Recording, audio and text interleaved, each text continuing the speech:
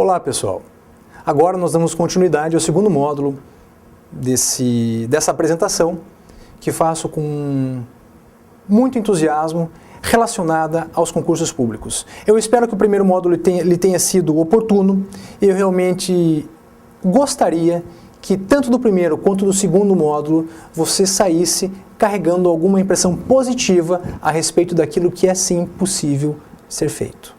Tá? Eu espero que você saia daqui com um entusiasmo a seguir adiante. E uma das minhas maneiras é te contar 3 histórias. Uma história pessoal, uma história de um cidadão mexicano e uma terceira história de um grande amigo meu chamado Gustavo. Começo com a história pessoal. Quando eu estudava ainda para concursos públicos,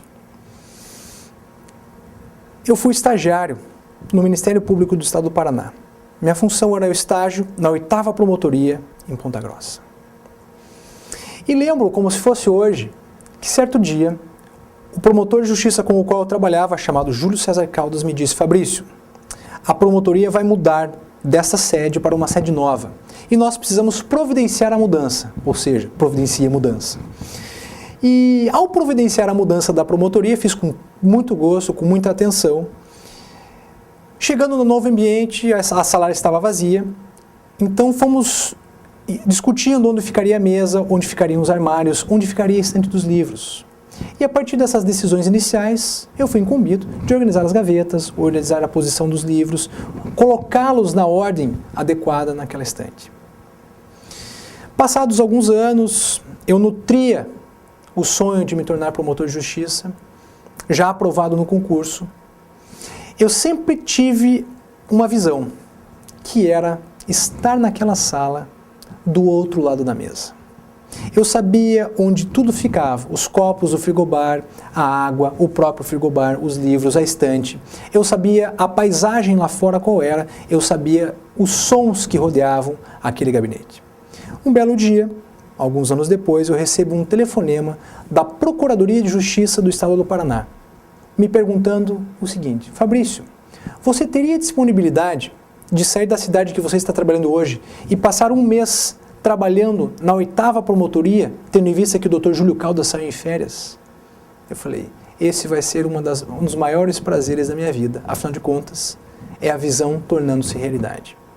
E vocês não imaginam a satisfação que foi entrar naquela sala e sentar na cadeira que tanto estimava, naquela sala que eu mesmo arrumei, aquela sala que conhecia todos os cantos e todos os detalhes. Essa é a diferença do sonho e da minha visão. O sonho é abstrato, vago, lúdico muitas vezes, difícil de ser alcançado.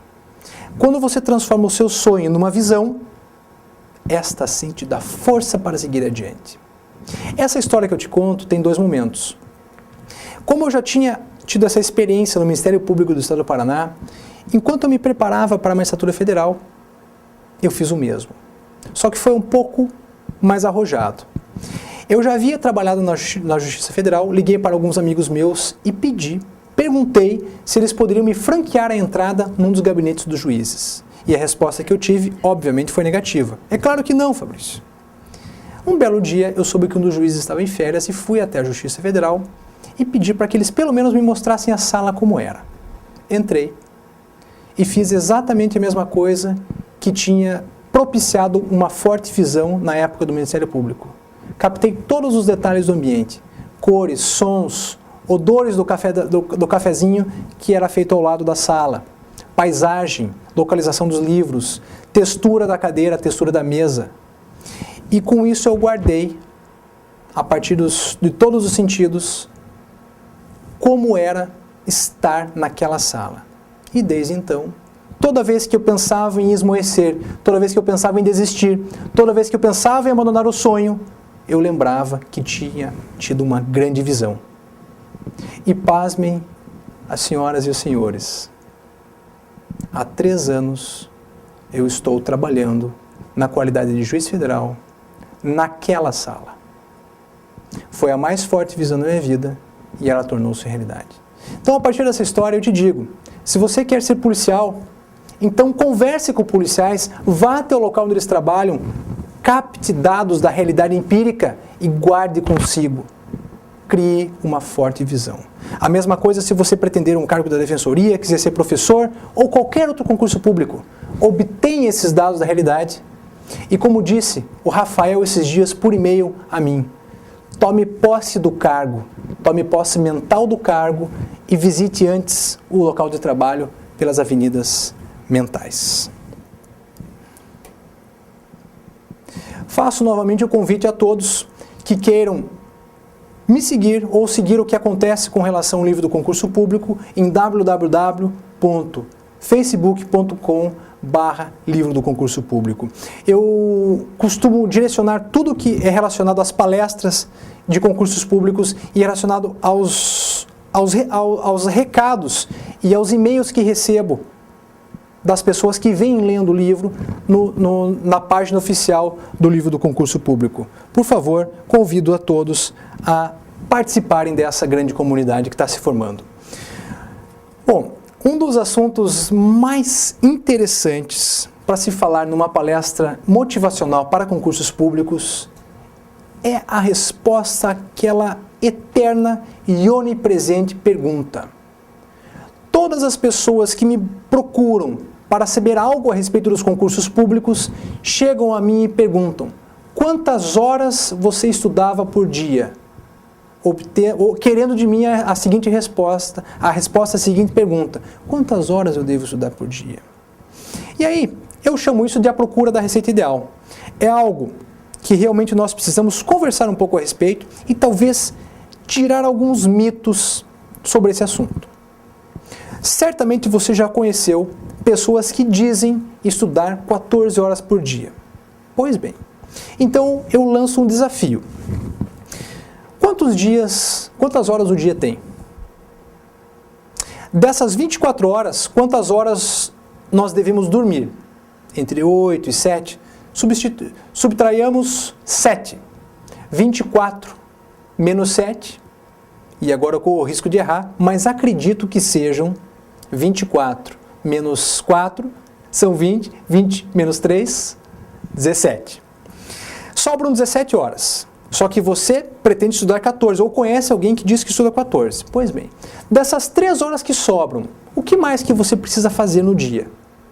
Eu imagino que você tem que se alimentar, descansar, tomar banho, passear, relacionar-se com outros seres humanos, devagar, sorrir, viver. Afinal, eu imagino que quem estuda para concurso público não é panda. Você já ouviu falar da vida de um panda? O panda dorme 14 horas por dia e no que sobra ele come bambu. Se você pretende dormir 7 ou 8 horas por dia e no que sobra estudar para concurso, eu imagino que a sua vida de concurseiro tenda a ser muito curta. Afinal de contas, muito vai ficar de fora.